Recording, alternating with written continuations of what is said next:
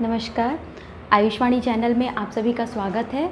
आज हम लोग जो है एक नए टॉपिक के बारे में बात करेंगे जो यूजी और पीजी दोनों पॉइंट ऑफ व्यू से बहुत इंपॉर्टेंट है। इसमें से यूजी में तो क्वेश्चन आते ही हैं, साथ में पीजी नीट में भी इसके बहुत सारे क्वेश्चंस पुटअप किए जाते हैं। तो इसको हम दो तरीके से समझेंगे। देखिए, हम बहुत ज़्यादा डिटेल में नहीं बताऊँगी, सीधे यूजी में कौन कौन से जो जैसे ज़्यादातर बच्चों का क्वेश्चन आता है कि कौन कौन से इसमें श्लोक इंपॉर्टेंट है या क्या क्या पॉइंट्स इंपॉर्टेंट हैं, उसके बारे में मैं डिस्कस करूँगी।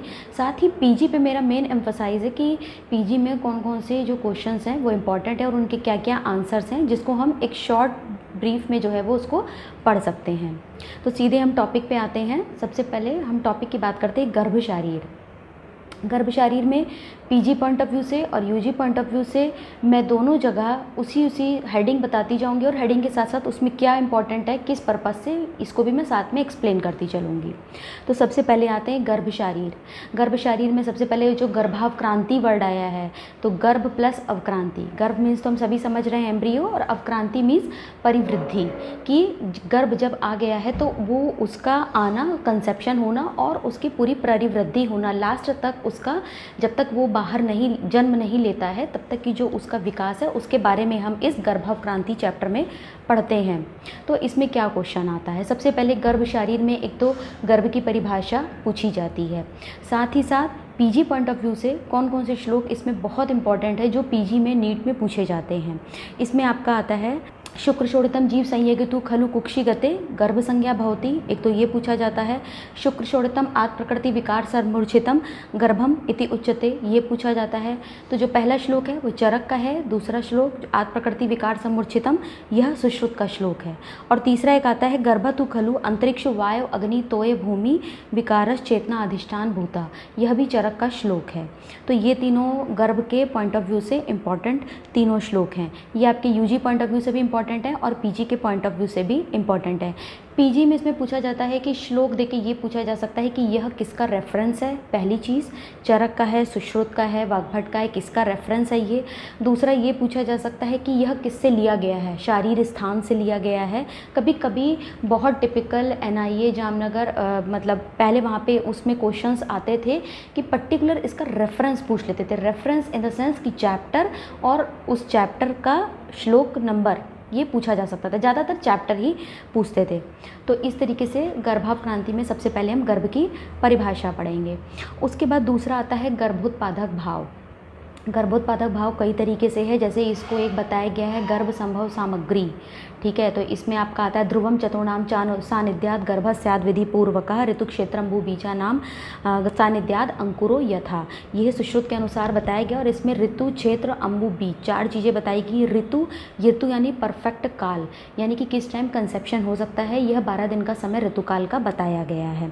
उसके बाद क्षेत्र यानी गर्भाशय, शरीर में भी पर्टिकुलरली गर्भाशय या जिसको गर्भशैया कहा गया है वह भी बिल्कुल शुद्ध होना चाहिए। ऋतु क्षेत्र अम्बु मीन्स प्रॉपर न्यूट्रिशन होना चाहिए, माता का आहार विहार बिल्कुल प्रॉपर होना चाहिए, जिसकी वजह से बच्चे को न्यूट्रिशन बिल्कुल प्रॉपर मिले, अम्बु। उसके बाद बीज यानी कि शुद्ध शुक्र और शुद्ध आर्तव की बात यहाँ पे कही गई है। तो ये गर्भोत्पादक भाव हैं ऋतु क्षेत्र अम्बु बीज। और ये जो मैंने श्लोक बताया ध्रुवम चतुर्णाम सानिध्यात, यह सुश्रुत का श्लोक है। Now come to the next. इसी में भावों के बारे में बात की गई है। तो 6 भाव और अलग से बताए गए हैं जिनको आचार्य चरक ने बताया है। मात्रज, पित्रज, आत्मज, सात्वज, रसज और सत्वज, यानी माता के भाव से, पिता के भाव से, आत्मज से, आत्मा से, रसज से, सत्वज यानी मन के द्वारा, और सात्वज मतलब जो हमको साथ में है उसके हिसाब से कौन कौन से भाव जो हैं वह माता पिता के द्वारा बच्चों को प्राप्त होते हैं। तो इसमें बताया गया है कि माता में ज़्यादातर मात्रज भाव वो हैं जो सॉफ्ट ऑर्गन्स होते हैं।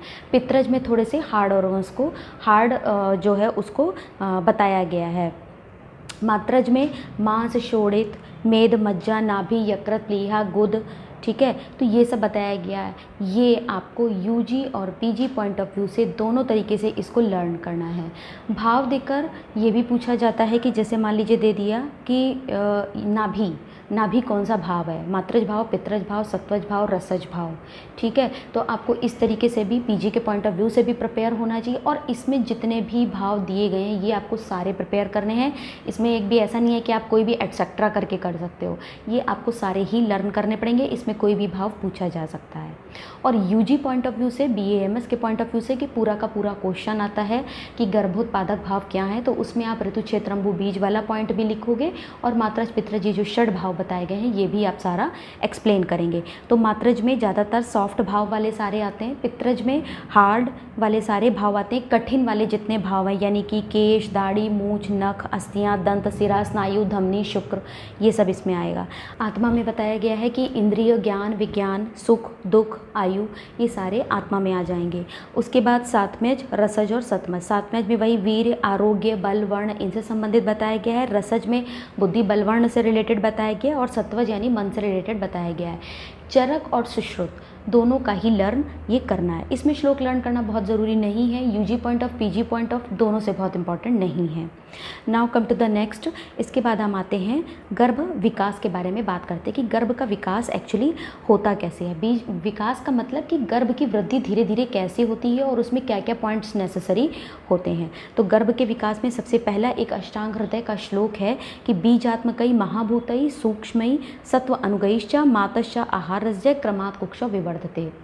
इसको बताया गया है, भागभट ने यहाँ पे बताया कि बीजात्मकई महाभूत है, यानी कि जो बीज है यानी कि शुद्ध शुक्र और शुद्ध आर्तव ये प्लस महाभूत सूक्ष्म सत्व अनुगैश्च यानी कि सूक्ष्म स्वरूप में जो सत्व यानी कि जो आत्मा है, इन सबके मिलन से मातृश्च आहार रस और माता के आहार रस से क्रमात् कुक्षा विवर्धते, कुक्षी का विवर्धन होता है अर्थात बच्चे की वृद्धि होती है। ये श्लोक लर्न करने की जरूरत नहीं है, सिर्फ इसका रेफरेंस याद करने की ज़रूरत है कि बीजात्मकई महाभूतई वाला जो श्लोक है वो वाग्भट का श्लोक है यानी कि अष्टांग हृदय का श्लोक है। और गर्भ विकास में पीजी पॉइंट ऑफ व्यू से आपको रेफरेंस याद रखना है और यूजी पॉइंट ऑफ व्यू से आपको इसका श्लोक लर्न करना है, या जब गर्भ विकास पूछा जाएगा तो आप उसमें ये श्लोक लिख सकते हैं। दूसरा एक बहुत बहुत इंपॉर्टेंट श्लोक है सुश्रुत का कि बताया गया है तम चेतना अवस्था, ये बताया गया ना, शुक्र शोणतम गर्भाशयस्तम आत्म प्रकृति विकार संबुचितम गर्भम इति उच्यते, यानी कि शुक्र शोणित जीव के संयोग के मिलने से निर्माण होता है गर्भ का। उसके बाद तम चेतना अवस्थितम यानी कि जब चेतना प्राप्त कर लेता है तब वायु विभजति, तेजा एनम पचति, आपः क्लेदयन्ति, पृथ्वी संगंति और आकाशम विवर्धयति, यानी कि वायु से विभाजन होता है, यानी कि वायु से विभाजन मतलब सेल्स जो होती हैं वो डिवाइड एंड डिवाइड होती हैं। तेजा एनम पचती मतलब तेज के द्वारा मेटाबोलाइजेशन का फंक्शन होता है, अग्नि के द्वारा पाचन होता है। आपः क्लेदयन्ति जितना भी लिक्विड फॉर्म में चाहिए हमारी बॉडी में वो सब आप के द्वारा तैयार होता है, आपः यानी कि जल के द्वारा। पृथ्वी संगंति हमारी बॉडी में जितने भी सॉलिडिफिकेशंस होने हैं वो पृथ्वी के द्वारा होते हैं। और आकाशम विवर्धयति और हमारे शरीर को बढ़ने के लिए स्पेस चाहिए, वो स्पेस हमें आकाश से प्राप्त होता है। ये श्लोक आचार्य सुश्रुत का है और ये यूजी और पीजी पॉइंट ऑफ व्यू से बहुत इंपॉर्टेंट है। अब आगे बताया गया है कि एवं स विवर्धिता, अगर ये विवर्धित हो जाते हैं मतलब बढ़ जाते हैं तो स यदा हस्तपाद जिह्वा घ्राण कर्ण नितंब आदि भी अंगई, यानी कि हाथ पैर जिह्वा घ्राण कर्ण नितंब ये सारे स्ट्रक्चर्स डेवलप कर जाते हैं, तदा शरीरम इति संज्ञा लभते, तब इसको शरीर कहते हैं। मोस्ट इंपॉर्टेंट पॉइंट कि यहाँ पर जो शरीर वर्ड दिया गया है वो शरीर की परिभाषा भी बन जाता है, यानी कि यूजी वाले बच्चों के लिए अगर शरीर की परिभाषा आती है तो आप इस श्लोक को भी लिख सकते हैं। और पीजी वाले बच्चे उनको जो है ये याद होना चाहिए कि यह श्लोक आचार्य सुश्रुत का है और इसमें शरीर की परिभाषा बताई गई है और ये सारे फंक्शंस पूछे जाते हैं कि आकाश का क्या काम है, विवर्धन करना, तेज का पाचन काम करना है। ये आपको श्लोक से ही याद करिए तो ज़्यादा बेहतर रहेगा। मतलब वायु विभाजन, तेजा एनम पचति, आपः क्लेदयन्ति, पृथ्वी संघन्ति और आप आकाश विवर्धयन्ति। तो इस प्रकार से हम इसको गर्भ विकास में पढ़ेंगे। अब उसके बाद गर्भ विकास में दो चीज़ें बहुत इंपॉर्टेंट है, शुद्ध शुक्र और शुद्ध आर्तव, दोनों के ही चरक सुश्रुत वाग्भट आपको तीनों के अनुसार शुद्ध शुक्र के लक्षण और शुद्ध आर्तव के लक्षण प्रिपेयर करने होंगे।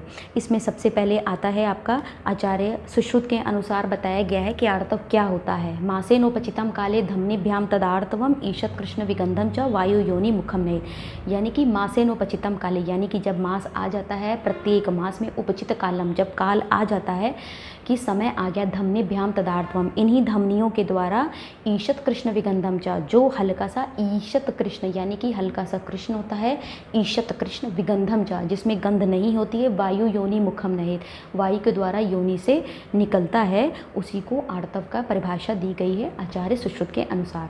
ये यूजी में पूरी परिभाषा लिखनी है और पीजी में बच्चों को ये याद होना चाहिए कि अगर उसमें पूछ लेता है कि ईशत कृष्ण विगंधम चा कैसा होता है, ईशत कृष्ण विगंधम चा, यह किसके द्वारा बताया गया, सुश्रुत के द्वारा बताया गया। किस चीज़ का लक्षण बताया गया, आर्तव का लक्षण बताया गया है। दूसरा इसकी आयु के बारे में बताया गया है कि अष्टांग हृदय ने बताया है वत्सरात द्वादशात ऊर्ध्वम याति पंचाशता क्षयम, यानी कि द्वादशात ऊर्ध्वम यानी कि 12 साल से शुरू होता है और पंचाशत क्षयम मतलब कि 50 साल के बाद यह क्षय होने लगता है। उसके बाद और बताया गया है कि कैसा दिखता है, तो शशासिक प्रथमम यत्तु यद्वालाक्षा रस उपमम तदार्थम प्रशंसन्ति यद्वासो न विरंजयित, अर्थात पहली बात तो ये जो श्लोक है यह सुश्रुत के द्वारा दिया गया है और इसमें बताया गया शशासक प्रथमम यत्तु यानी कि यह खरगोश के रक्त के समान, प्रथमालक्षक रक्त यद्वालाक्षा रस उपमम, लाक्षा रस के समान दिखाई देता है, तदात्म प्रशंसन्ति यद वासो न विरंजयित, वासो न विरंजयित का मतलब कि किसी कपड़े पर न रंजयित मतलब दाग नहीं लगता है, ऐसे आर्तव को शुद्ध आर्तव बताया गया है। ये सुश्रुत के अनुसार है। ये UG PG point of view से दोनों से इंपॉर्टेंट है। शॉर्ट नोट्स में पूछा जाता है शुद्ध आर्तव का लक्षण आचार्य सुश्रुत के अनुसार और पीजी में ये पूछा जाता है कि शशासक प्रथमम यत्तु किसके द्वारा दिया गया है, सुश्रुत के अनुसार या सुश्रुत ने क्या बताया है। पहला दिया है क स्वशासिक प्रथमम, फिर लाक्षारोस उपमम, फिर उसका यदवासो न विरंजयित और चौथा है ऑल, तो ऑल पे आप टिक करेंगे। उसके बाद चरक के अनुसार बचाया गया है गुंजाफल सवर्णम च पद्मालक तत्सन्निभम इंद्रगोपम संकाशम आत्मम शुद्धम आर्तवम शुद्धम एवच। गुंजा फल सवर्णम चा, गुंजा फल के वर्ण के समान होता है, पद्मालक तक रक्त कमल के समान होता है, इंद्र गोपक संकाशम, इंद्र गोप वीर बहुटी जैसा एक छोटा सा कीट होता है जो बरसात में पाया जाता है उसके समान दिखाई देता है। ऐसा शुद्ध अगर ऐसा दिखाई दे रहा है तो यह शुद्ध आर्तव का लक्षण बताया गया है। उसके बाद ऐसे ही हम शुक्र के बारे में बात करेंगे। अच्छा हाँ, एक पॉइंट, आर्तव आग्नेय होता है और शुक्र सौम्य होता है। ये बहुत बेसिक पॉइंट है और बहुत इंपॉर्टेंट पॉइंट है। अब हम आर्तव में बात करते हैं कि शुक्र की बात करते हैं कि शुक्र में जो है वो कौन कौन से शुद्ध शुक्र के लक्षण होते हैं। तो आचार्य सुश्रुत के अनुसार स्फटिकाभम द्रवम स्निग्धम मधुरम मधुगंधी च शुक्रम इच्छन्ति किच्चितु तैलछौद्र निभम यथा, अर्थात स्फटिकाभम द्रवम स्निग्धम यानी कि स्फटिक के समान बताया गया है, द्रव होता है, स्निग्ध होता है, मधुरम मधुगंधी च मधुर होता है और मधु जैसी गंधी होती है। मधु गंधी बहुत टिपिकल पॉइंट है और बहुत इंपॉर्टेंट पॉइंट है पीजी पॉइंट ऑफ व्यू से। शुक्रम इच्छन्तु केचितु तैल छौद्र निबंध, तैल और छौद्र, छौद्र मतलब मधु, शहद, तैल और शहद के समान इसका स्वरूप बताया गया। ये सुश्रुत के अनुसार है। आचार्य चरक के अनुसार बताया गया स्निग्धम घनम पिच्छलम च मधुरम च अविदाही च रेता शुद्धम विजानीयात श्वेतम स्फटिक सनिभम। इसके भी कुछ कुछ लक्षण सुश्रुत जैसे ही हैं। स्निग्ध होता है, घन होता है, पिच्छल होता है, मधुरम च अविदाही च यानी कि मधुर होता है, अविदाही होता है, जलने वाली जैसी नहीं देता है फीलिंग, अविदाही च रेता है शुद्धम विजानीयात, ऐसे रेता को शुक्र को शुद्ध बताया गया। श्वेतम स्फटिक सन्निगम, श्वेत बताया गया और स्फटिक बताया गया। यह आचार्य चरक के द्वारा दिया गया है। यहाँ पे वाग्भट का भी मैं कोट करना चाहूँगी, ये इंपॉर्टेंट है, इसमें रेफरेंस कई बार पूछ लिया जाता है और इसका स्वरूप जो तैल छौद्र और माक्षिक करके पूछा है इसका रेफरेंस इंपॉर्टेंट है। शुक्रम शुक्लम घृत गुरु स्निग्धम महलम मधुरम बहलम बहु घृतम माक्षिकम तैलाभम सतगर्भाय, यानी कि शुक्र जो होता है शुक्ल होता है, गुरु होता है, स्निग्ध होता है और बहलम होता है, बहल होता है और बहु होता है, साथ में घृत माक्षिक तैलाभम। यहाँ पे वाग्भट ने 3 चीज़ों को ऐड किया है, घृत को, माक्षिक को और तैल के स्वरूप को बताया, जबकि आचार्य सुश्रुत ने बताया था किंचित तैल छौद्र निभम यानी कि तैल और छौद्र के समान होता है। तो यह आचार्य चरक सुश्रुत और वाग्भट के अनुसार हो जाएगा। उसके बाद जब प्रॉपर ऋतु क्षेत्र अंबु बीज सारा मिल गया है तो अब उसके बाद गर्भाधान का प्रोसीजर होगा। तो जब गर्भाधान होगा, फर्टिलाइजेशन होगा, तो तुरंत जो कंसेप्शन होगा, ठीक है, तो कंसेप्शन के समय जैसे ही माता ने गर्भ को धारण किया तो माता के अंदर क्या चेंज मिलेगा, इसके लिए 2 वर्ड्स दिए गए हैं। एक दिया गया है सद्योग्रहित गर्भा और एक दिया गया है ग्रहित गर्भा। सद्योग्रहित मतलब जिसने अभी तुरंत गर्भ को धारण किया है और ग्रहित गर्भा जो गर्भ को धारण कर रही है। तो सद्योग्रहित गर्भ यानी तुरंत जिसने कंसेप्शन हुआ है, तुरंत जिसने गर्भ को धारण किया है, उसमें क्या क्या लक्षण हमको मिलेंगे। श्रमो ग्लानि पिपासा शक्ति सदनम स्फूर्णम च योने शुक्र शोणित यो अवबंधा। शुक्र शोणित यो अवबंधा का मतलब कि शुक्र शोणित अवबंध हो गया है, ठीक है, अप्रवृत्ति हो गई है। श्रमो, श्रम यानी कि बहुत थका थका सा महसूस करेगी। ग्लानि, दिन भर जो है वो उसको थकान सी रहेगी। पिपासा, पिपासा प्यास लगेगी। शक्ति सदन, हाथों पैरों में थकान रहेगी। स्फुरणम च योनि, और योनि में स्फुरण बताया गया है। यहाँ पे मैं पीजी वाले बच्चों के लिए स्पेशली कोट करना चाहूँगी कि बच्चों आप लोग कोशिश करो कि ये श्लोक से ही इसको अर्थ में लो।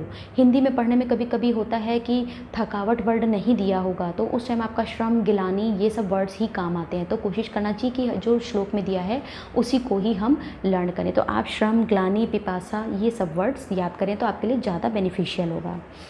उसके बाद आता है ग्रहित गर्भा। अब गर्भ जो है वो धारण हो गया है, तो माता के क्या क्या लक्षण मिलेंगे, यानी कि फर्स्ट ट्राइमेस्टर, सेकेंड ट्राइमेस्टर, इसमें क्या मिलेगा। स्तन्यो कृष्ण मुक्ता रोम राज्य उद्गमस्त था। ये बच्चों यूजी पॉइंट ऑफ व्यू से ये श्लोक इंपॉर्टेंट है, स्तन्यो कृष्ण मुक्ता वाला भी, और यूजी पॉइंट ऑफ व्यू से ये जो मैंने सद्योग्रहित गर्भा का बताया, श्रमोग्लानी पिपासा शक्ति सदनम, दोनों इंपॉर्टेंट है। स्तन्यो कृष्ण मुक्ता यानी कि स्तन के पास, स्तन निपल्स के पास जो कृष्ण मुक्ता और डार्क हो जाएगा। रोम राज्य उद्गमस्त तथा रोम राज्य की उत्पत्ति हो जाएगी, यानी कि रोम राज्य की उत्पत्ति हो जाना। कभी कभी लीनिया एल्बा के पास जो है वो बाल बाल उत्पन्न हो जाते हैं। अक्षी पक्षमाणी चाप्यस्या निमीलियंते यानी कि आंखों की जो पलक है, अक्षी पक्षमाणी, बार बार पलक तेज हो, मतलब बंद होती खुलती, बंद होती खुलती। अकामतश्च थर्दयति छर्दयति यानी कि बगैर कारण ही वमन होता है। गंधाद विदुचते शुभात, कोई ठीक ठाक गंध है, अप्रिय गंध नहीं है, तब भी माता को जो है वो गंध अच्छी नहीं लगती किसी किसी चीज़ की। प्रसेकः सदनम च अपि यानी कि प्रसेकः सदनम च अपि यानी कि बार बार उसके मुंह में बहुत लालास्राव होता है, उससे ऐसा लगता है कि वॉमिट टाइप का उसको फील होता है। और इस तरीके से गर्भिणी के लक्षणों को यह बताया गया है। इसके बाद लिंग भेद में बहुत इंपॉर्टेंट पॉइंट है कि ये बस एक इसका कॉमन पॉइंट है कि शुक्र बाहुल्यात पुमान, यानी कि अगर शुक्र अधिक है तो पुमान यानी कि पुत्र उत्पन्न होगा। कन्या के लिए आर्तव बाहुल्यात कन्या यानी कि आर्तव बाहुल्य है तो कन्या, और दोनों अगर सम मात्रा में है तो नपुंसक की उत्पत्ति को बताया गया है। उसके बाद एक बहुत इंपॉर्टेंट पॉइंट है कि कहीं कहीं बताया गया है कि जब माता के गर्भ में पुत्र है या पुत्री है तो क्या कैसे पता करेंगे। पुराने समय में कैसे पता किया जाता था कि पुत्र है कि पुत्री है, तो इसके लिए एक कोड है BRGL, boys right girls left, यानी कि जब भी माता को दक्षिण में माता को दक्षिण स्तन में दुग्ध पहले आएगा, दक्षिण कुक्षी अधिक बड़ी हो जाएगी, दाहिनी अधः शाखा में स्फुरण होगा, यानी कि दाहिने अगर माता के में ज़्यादा लक्षण मिलते हैं तो पुत्र की उत्पत्ति के चांसेस बढ़ जाते हैं, और अपोजिट में अगर बाएं में मिलता है तो पुत्री के चांसेस बताए जाते हैं। तो इस प्रकार से इसको बताया गया है। गर्भ वृद्धि कर भाव, गर्भ वृद्धि कर भाव यहाँ पे अलग पॉइंट है कि गर्भ की वृद्धि में और क्या क्या भाव होते हैं। तो गर्भ वृद्धि कर भाव के समय बताया गया है कि माता, इसमें बताया गया पहली बात तो जो मैंने मात्रज पित्रज आत्मज रसस सात्म्य सत्वज ये बताए थे, ये तो गर्भ के भाव में इंपॉर्टेंट है, ये गर्भ की वृद्धि में। दूसरे साथ में इंपॉर्टेंट बताया गया है कि जो 10 विध हमारे 12 प्राण बताए गए सुश्रुत के अनुसार, अग्नि सोम वायु सत्व रज तमा पंचेंद्रियाणि भूतात्मा इति प्राणा, ये बताया गया है। तो ये जो प्राण बताए गए हैं यही जो होते हैं वो बच्चे के उत्पन्न होने में या उनकी वृद्धि में कारण होते हैं। अग्नि सोम वायु पंच सत्व रज तम और पंचेंद्रिय और भूतात्मा, इसको पूरा बताया गया है। अपरा निर्माण क्या होता है। अपरा में बताया गया है कि इसको हम आयुर्वेद के पॉइंट ऑफ व्यू से सिर्फ पढ़ेंगे, तो इसमें बताया गया है कि जब माता गर्भ धारण कर लेती है तो उस समय शुक्र शोणित का जो होता है वो स्राव रुक जाता है, यानी आर्तव व स्रोतस जो होते हैं वो अवरुद्ध हो जाते हैं, और अवरुद्ध होकर मेंस्ट्रुएशन जब बंद हो जाता है तो उसके बाद वह ऊपर जाते हैं। मतलब माता के शरीर में ही जो है वो 3 तरीके से पुष्टि करते हैं। एक तो माता के खुद के शरीर की पुष्टि करते हैं, और प्लेजेंटा का निर्माण करते हैं यानी अपरा का निर्माण करते हैं, और दुग्ध उत्पत्ति में सहायक होते हैं। तो ये 3 चीज़ों को बताया गया। ये क्वेश्चन BHU में मतलब ये क्वेश्चन बहुत बार पूछा जाता है कि जब भी आर्तव व स्रोतस अवरुद्ध होता है या ये किन चीज़ों का निर्माण करता है जब माता गर्भ को धारण कर लेती है। तो 3 चीज़ों को हम बताएंगे। एक तो अपरा का निर्माण करती है, उसके बाद माता के खुद के शरीर की पुष्टि होती है, और साथ ही जो है वो स्तनों में स्तन्य की उत्पत्ति को बताया गया है। अब हम गर्भपोषण की जब बात कर रहे हैं तो गर्भपोषण में सीधे सीधे बस इसमें 2-3 पॉइंट्स बहुत इंपॉर्टेंट है कि जैसे चरक ने बताया है कि जब गर्भपोषण होता है तो उपस्नेह और उपस्वेद, हमें 2 वर्ड्स याद रखने। यूजी पॉइंट ऑफ व्यू से तो हमें पूरा लिखना पड़ेगा, लेकिन पीजी पॉइंट ऑफ व्यू में हमें 2 ये वर्ड्स बहुत इंपॉर्टेंट है, उपस्नेह और उपस्वेद। यही बिल्कुल ऑप्शंस में दिए ही रहते हैं कि गर्भ का पोषण आचार्य चरक के द्वारा किन चीज़ों से बताया गया है, तो उपस्नेह और उपस्वेद के द्वारा बताया गया है। यूजी पॉइंट ऑफ व्यू वाले बच्चे इसको ऐसे समझ सकते हैं, उपस्नेह और उपस्वेद यानी कि इसमें सबसे पहले क्या होता है, जब इम्प्लांटेशन होता है, गर्भ का विकास होता है, तो उस समय एमनियोटिक जो योग सैक है उसके थ्रू न्यूट्रिशन प्राप्त होता है, और उपस्वेद मतलब बाद में जो है वो प्लेजेंटा के थ्रू जो है वो प्रॉपर बच्चे का न्यूट्रिशन होता है। इसका सीक्वेंस क्या है, यहाँ पे 2-3 टिपिकल वर्ड्स हैं कि जो माता की रस वह नाड़ी होती है वह नाभि नाड़ी से लगी रहती है, और नाभि नाड़ी बच्चे के नाभि से लगी रहती है, और उसके द्वारा अब जब माता के हृदय से रस वह नाड़ी के द्वारा वह नाभि नाड़ी में गया, न्यूट्रिशन रस गया, और फिर नाभि नाड़ी से गर्भ के नाभि में आया, और नाभि से वो फीटस को प्राप्त होता है, गर्भ को प्राप्त होता है, और उससे जो होता है उसका प्रॉपर सर्कुलेशन होता है, फीटस सर्कुलेशन होता है, जिसकी वजह से गर्भ का विकास होता है। तो इसको अभी यहीं एंड करते हैं। सेकंड वॉल्यूम में हम गर्भ की मासानुमासिक वृद्धि क्रम के बारे में बात करेंगे और कुछ गर्भज विकृतियों के बारे में बात करेंगे। साथ ही मैं कहना चाहूँगी कि ये कॉन्सेप्ट आप लोग को कैसा लगा इसके बारे में ज़रूर बताइएगा, ताकि मैं छोटे छोटे टॉपिक्स जो है इसको इंक्लूड कर सकूँ। इसको कमेंट बॉक्स में ज़रूर बताइएगा। Thank you.